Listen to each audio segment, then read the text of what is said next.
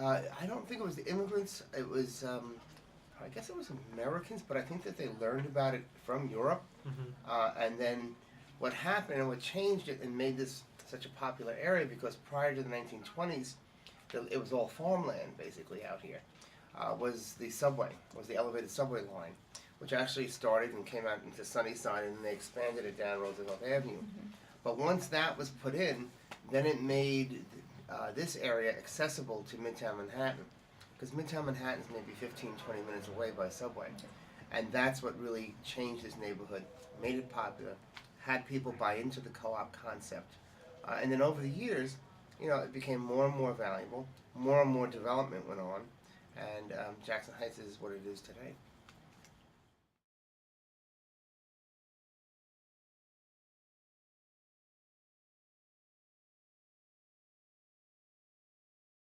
We did one with them also, in conjunction with what I was telling you about with June and Jackson Heights. I said we had to do something for Elmhurst because Elmhurst is a big part of my district as well. Elmhurst Hospital, of course, is there. So we did a week-long restaurant week called Eat Elmhurst, and we connected it to, very alliterative, we connected it to Elmhurst Hospital and healthy eating as well. So the kickoff was at Elmhurst Hospital, and they did a series of workshops on healthy eating, et cetera, so forth and so on. And there's a green market behind Elmhurst Hospital, which we helped to bring in. So you have the so that's the word. Yeah. So we have a green market there, but we also have a green market up on by Travis Park, right? So we have brought in 2 green markets here in this neighborhood to address those issues of concern, particularly to immigrant communities, and giving them access to organic, locally grown fruits and vegetables. And you also talked about that, these green markets have food stamps, so that usually helps a lot. Right. Those that, can't afford it. Those that are eligible. Undocumented people, unfortunately, though, are not eligible for food stamps. Right. So it doesn't solve that problem. But it does solve the problem of access for people of lower income to be able to get, locally grown, organic, healthy fruits and vegetables, if they in fact do receive food stamps already. And how often do these green markets come down? They're here once a week. Once a week. So the one behind Elmhurst is here on Tuesdays from 8 in the morning till 4 in the afternoon. And that's really from, I'd say, from May until November. And the one on 34th Avenue by Travis Park is now year round. Every Sunday, right? Every Sunday, right.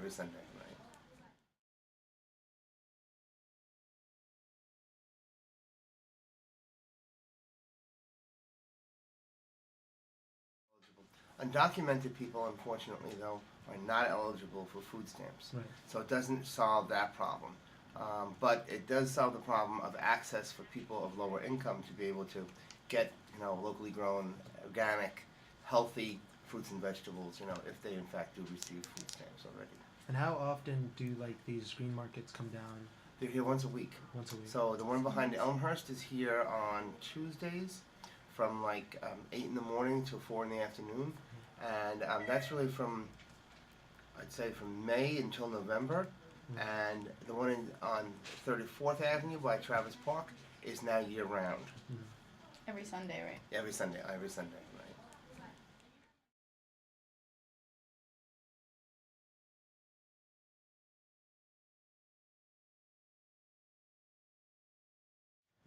Elmhurst Hospital is overwhelmed in many cases. However, they do get to see every single person that comes into Elmhurst Hospital, which is unbelievable that happens. And that probably only happens in New York City, where we guarantee anybody who walks into a publicly funded hospital will get help. Now, when I was still teaching and we had the H1N1 virus, many of my kids, because I taught in Sunnyside, went to Elmhurst to see if they in fact had been affected by the H1N1 virus. At that time, the kids were telling me that they had to wait 8 and 9 hours to get in to see a doctor. So the problem isn't necessarily the access to care in that tightly defined instance, as much as it is the wait time. And if you have to wait 8 or 9 hours, people are going to say oh gosh, I don't even really want to go, because who wants to sit in an emergency room for 8 or 9 hours? So in the broader sense, that's what creates the access problem. The other problem, of course, is that we have a large undocumented population. And that large undocumented population doesn't have health insurance. So if they don't have health insurance, the only place that they can go to get taken care of is to a publicly funded hospital. So that's what overwhelms Elmhurst also. I contributed $1 million to Elmhurst to create a new cardiac center because one of the ways to move patients more quickly through the system at Elmhurst is if they can be diagnosed with a cardiac problem more quickly, and then they can be sent to the place where they can receive the help that they need, rather than making people wait as long as they've had to wait. So one of my objectives when I was running for city council was to try to open up cardiac center, a primary care center, an urgent care center. So I'm always looking for ways to be able to do that. I've been reaching out to various health organizations, trying to get them to come into the neighborhood. I have 2 or 3 organizations that are now interested in opening primary care clinics, and that would really help to reduce the wait time at Elmhurst Hospital. So medical care is a big problem in this community, but I think Elmhurst does do an outstanding job considering the difficulties that they face. You know, my own mother went there, and even before, and they knew she was my mother because as soon as they find out the councilman's mother, of course they're going to treat her probably a little bit better than they treat other people. But they were right on top of it, you know. And Elmhurst at one time didn't have a great reputation, but now Elmhurst is the place that you want to be if you have a trauma, if you're in an accident or a heart attack or something like that, because they're so good, they're so experienced at that, that they're the ones who will take care of you and bring you back. Well,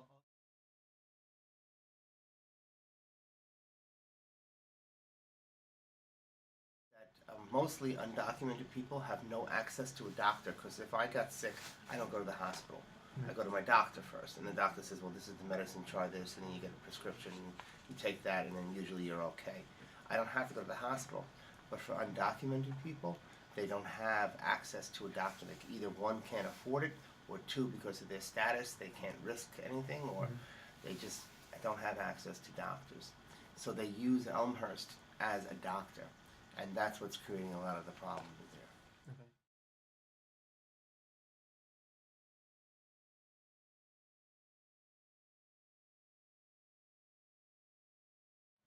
okay. I don't know. I know it's an interesting question, and I don't know the correlation between the two.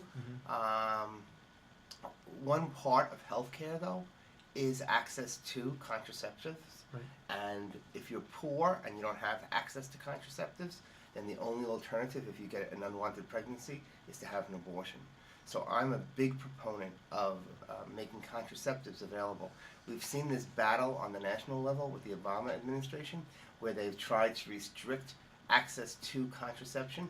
The Catholic Church has done that as well, and a lot of the immigrant population in this community are Catholics, and it's a taboo thing, but there is a way to prevent abortions, and that's through contraception, and that's why having contraception is so vitally important. Now, with the abortion clinics that primarily are on Roosevelt Avenue, we've had some problems. A woman died in one, and I don't know if the correct procedures were followed by getting her to Elmhurst Hospital as quickly as she should have been gotten to. So anytime you do a surgical procedure of any sort or another, it's always a bit of a risk involved. But that was the main problem that I heard of, I guess, in the last 4 or 5 years regarding those clinics along Roosevelt Avenue. But I don't know if there's an exact correlation between immigrant communities, etc., except to say that lack of access to contraception is probably what causes that.